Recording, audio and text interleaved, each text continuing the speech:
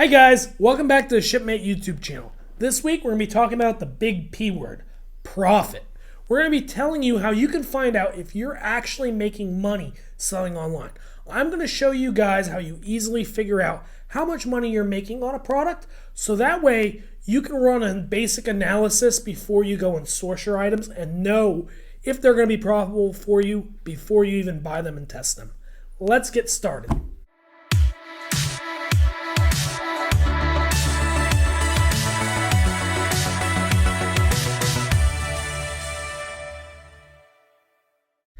So guys, whenever I think about profit, I like to think of the formula that I learned in school, which is profit equals the number of things sold times the difference between the sale price and what I paid for that item, also known as cost of goods sold. Then I subtract my fixed costs and variable costs as well as taxes. And that will show you at the end how much money I'm actually left with, how much I'm taking home. A lot of people oversimplify this and they just say, gross revenue minus expenses equals profit. But, when you really see those variables, you can really drill down into what is profit. And that's what I want to talk about today. I want to talk about applying this to real life situations. So if you're going to sell something on Amazon, you're going to sell something on eBay, you're going to sell something on Walmart, you can really break this item down granularly before you ever buy it and know if it's going to be profitable before you ever make the listing, before you ever pay your supplier. So that way you know it's a good, sound business decision. This is a great framework to run every product through, and I highly recommend doing it. So what I want you to think about is when you're first considering a product, there's two main factors. The first is, how much can I sell this for and how much does this cost me? And the problem is most of us just stop there. Most of us go, okay, I can sell it for $20. I can pay $4 for it. Of course I'm going to make money. But it's never that simple. When we think about that formula that I gave earlier in this video, we have a lot more variables besides that we have to fill in. So I like to think of this on a item by item viewpoint. And if you go online and you Google Amazon Profit Calculator, you're going to find a lot of these where they can help you, walk through this situation. But I'm old-fashioned. I like to do it in Excel. But, I include those same line items. I just like to have more flexibility to increase things by 10 cents or decrease things by 5% and, model things the way I like to model things. So let's assume I have this product. Let's call it a baseball glove, right? So I have this baseball glove and I know I can sell it for $20. What that means for me is that I know that this glove is worth $20 online, and that's what comparable ones are selling for. I do a lot of research with my competitors. I do a lot of, research with comparable products at stores. I really analyze the market before I make these decisions. So if I think I can sell this glove for $20, it's important to then know, what does this glove cost me? Now, that is a lot more complicated of a question than just asking your supplier, how much is that glove? See, a lot of things are imported. If they're imported or domestic, it doesn't matter. You're going to want to include the freight to your facility in that cost, the cost of goods sold, because you're going to want to distribute that cost over the items equally so you know how much per unit of cost you're incurring. The other thing is, if you're importing these, you're going to have a lot of taxes, you're going to have a lot of tariffs, and you're going to want to include that in that cost as well. So, that item might cost $2 at your supplier, but you might find out it has an extra 23 cents in freight and an extra 2 cents in taxes. So it's actually $2.25, not a $2 glove. Now, for certain items, that's going to affect it more than others because tax rates vary. Some things are very, you can ship a lot of them in a container. Other things you can only fit a few in. So it really varies based on the product, but you want to make sure you're including those when you're calculating your costs. So once you know how much money you're bringing in, so $20, I can then go ahead and I can subtract that cost right out of there. So, in my example, $20 minus $2.25 is $17.75. The problem is a lot of us, like I said, stop there. The next biggest item that we need to consider is fulfillment. So whether you're doing the shipping yourself, you're using a 3PL, you're using Amazon FBA, you're going to have a fulfillment cost. And that fulfillment cost is going to cost both the labor, which is something a lot of people forget to include, the cost of materials such as boxes, packaging, tape, etc., etc., etc., and then the actual shipping label. So you're going to want to include all of that in your shipping cost. A lot of people make a mistake here because they go, oh, it's a $7 label to send my baseball glove. But it might be a $7 label plus 75 cents worth of labor from one of my employees plus a $1 box. So it might actually be $8.75, not the initial $7. So when I take this number and I subtract that from the $7.75, we are left with $9. And yet we still sit here and we go, $9, that's pretty good on a $2 investment. But remember, it was $2.25 and your shipping wasn't $7. It was $8.75. So, $9 is still looking pretty good. But then we also need to realize that we're going to have selling fees. We're going to have to incur fees from Amazon, eBay, whatever merchant's allowing us to sell this. We're going to have to give them a piece of the pie. Usually it's 10 to 15% depending on the category, and it varies from merchant to merchant. But that's another piece of the pie that we got to consider. So in this case, that would be $2 more because we sold the glove for $20. So now we're left with $7. So we've already gone through a lot. We've gone through the cost of acquiring the good. We've gone through the cost of shipping the good to the end customer. We've gone through the cost of paying the merchant. But there's still more. Next, you're going to want to calculate how much does it cost you to store this item, whether you're renting a facility or you're paying taxes on, something you own, or you're paying somebody else like a 3PL or Amazon to store this item. You're going to incur some amount of storage.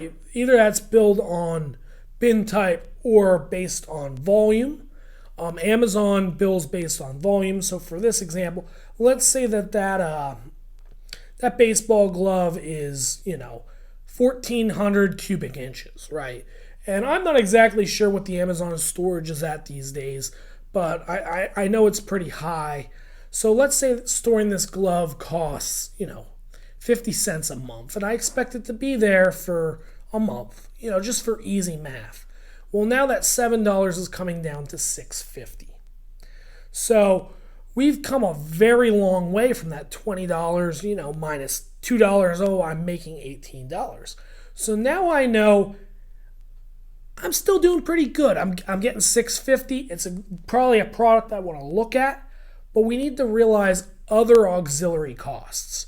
So, you might have a light bill that you got to pay. Maybe you want to, add a couple cents for light bill into your model. Maybe you have transportation costs because, you're moving this stuff back and forth between facilities. You got multiple facilities and, you're moving products constantly to optimize. Maybe you have equipment costs. Maybe, you value a forklift and you spread it across your inventory for a year and that adds a couple cents. There's all these other things that you can factor into your model if they're impactful. And, I highly recommend sitting down and figuring out what other hidden costs are there. Do you have a software program that's managing your inventory that you're subscribed to that's costing you $1,000 a month? Like, what other costs do we have here that we should be baking into this model that we might overlook, right? But the thing I've saved for last is advertising. So, as you know, to sell any product out there, you really have to either have a good organic following, which means, building up the brand, getting good reviews, things like that, or you got to pay to show the ad. And when you pay to show the ad, it can get quite expensive. So on this $6 we have left, we only have 30%, right? 30% of the initial pie we started with left.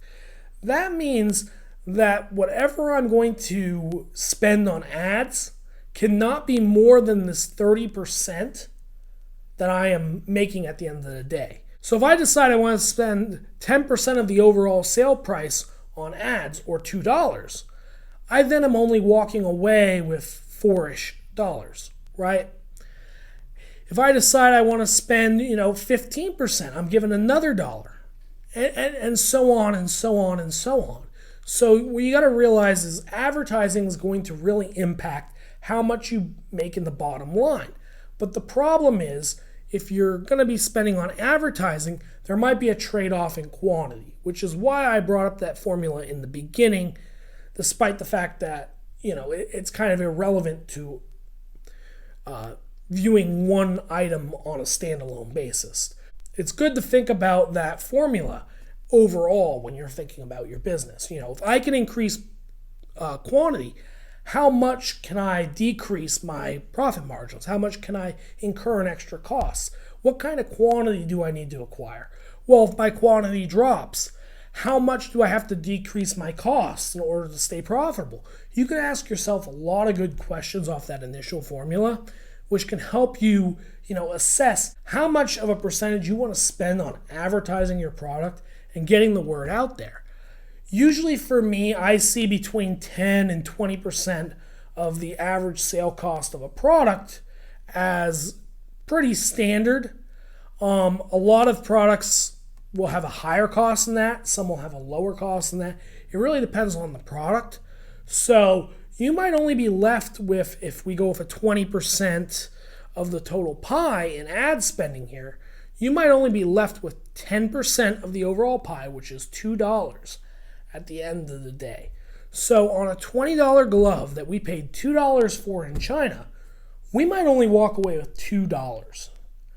So it's important to make sure that we're taking into account all these things when we're modeling whether we're going to go for this product or that product, or if we're going to include this in our catalog or that in our catalog. So guys, I want to point out the important things to keep in mind are how much does it cost to attain the product, right? So we want to think about the cost of the product being manufactured. We want to think about freight. We want to think about tariffs. We want to think about the cost to actually acquire that product. Then we also want to think about the price to send that product to the end customer. So we want to think about any kind of fulfillment fees we're being charged. We want to think about any kind of packaging costs, any kind of labor costs, any kind of shipping labels we're buying, right? Any kind of protective material, bubble wrap, that stuff too. We want to think about all that, right? And then we also want to think about what kind of fee are we paying to the merchant or the marketplace that is selling this good. Are we giving them 10%? Are we giving them 15%? What does that fee look like? How does that impact us? Storage. Storage is really important. How much does it cost to store this thing? How long is it going to be in my warehouse? How much space is it going to take up? What percent of my rent is that? How much is this costing me? If I'm sending it to FBA, how many cubic inches is this taking up? What is that costing me? How much am I paying per cubic foot in storage? And how is this impacting me? Think about all those random auxiliary costs you got, like the light bill, like the software you're using to track your inventory, like the subscription plan you have to your company newsletter generator thing. All those things need to be covered, so you might as well bake them into your model so you understand that they're there and you're not forgetting about them. And then finally, what I find to be the toughest thing to do is how are you going to balance that ad spend? How much are you going to spend on ads? How much of the pie are you giving away in ads? Is it beneficial when we look at that top of the line profit formula, the one I gave in the beginning with, the quantity times that profitability minus fixed costs minus taxes? So, we really want to think about this whole thing as one living, breathing profit formula. And we want to strive to make sure that every product we are selling, we make money on, and that we sell enough of them that at the end of the day, we are bringing in more money than is going out. And that's how you know you're making money when you're selling in e-commerce, is you got to take each item and go through this list and make sure that you're accounting for everything that you possibly can. Because when you overlook one of these costs, or you overlook something as simple as, I wasn't factoring in storage, you can make it that your margins become very tight and that you lose money in the long run. So guys, I hope you learned something today about, profitability and how to know if an item is profitable. So, if you want to take this framework, use it in some of the things you're selling, you'll find out just how profitable each item is for you, and you can make adjustments to your catalog using that framework. Give us a like, give us a subscribe. We're still giving away Shipmate bags until we hit 500 subscribers, so leave a comment down below and we'll be more than happy to send you a bag. Thank you guys so much for watching this video, and we'll see you next week.